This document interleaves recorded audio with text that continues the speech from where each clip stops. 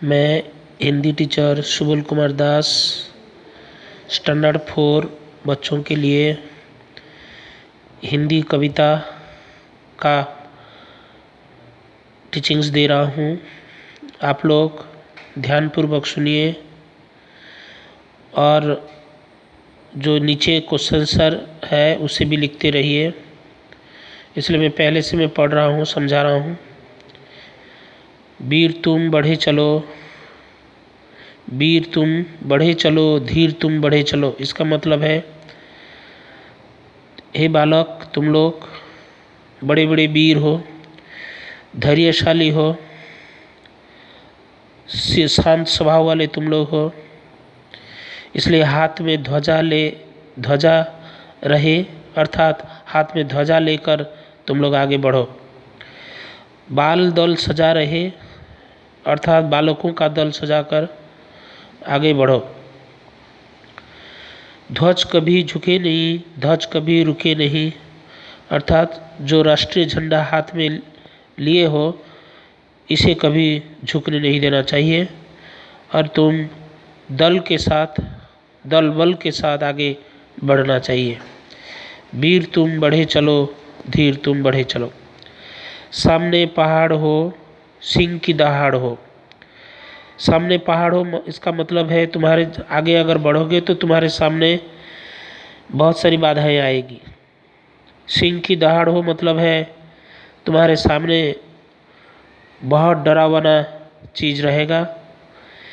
तो इन सारी मुसीबतों को झेलकर तुम्हें आगे बढ़ना चाहिए और तुम निडर डरो नहीं।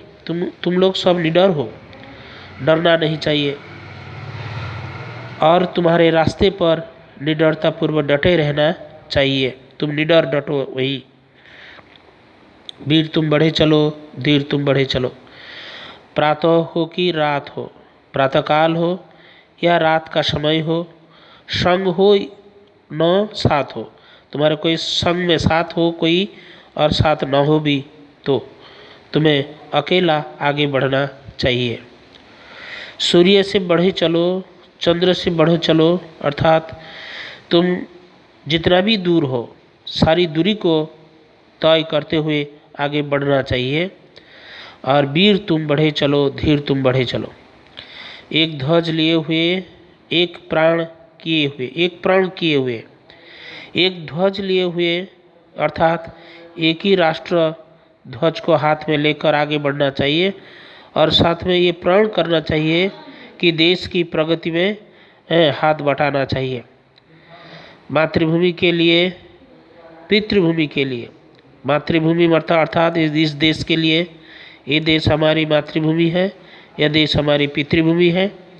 तो इस मातृभूमि की रक्षा और पितृभूमि की रक्षा हमें करनी चाहिए। वीर तुम बढ़े चलो, धीर तुम बढ़े चलो। अन्न भूमि में भरा, अर्थात यह देश अन्न से भरा हुआ है, अर्थात अनाजों से भरा हुआ है। यहाँ कोई भूखा नहीं रहते। और बारी भूमि में भरा, अर्थात जल से भरा हुआ यह देश है। यत्न कर निकाल लो, हमें यत्न करना चाहिए, प्रयास करना चाहिए और मिट्टी के अंदर जो रत्न है उसे निकालना चाहिए और देश के काम में हमें हाथ बटाना चाहिए। देश की प्रगति करने के लिए हमें हर कदम आगे बढ़ना चाहिए। यह सारांश है।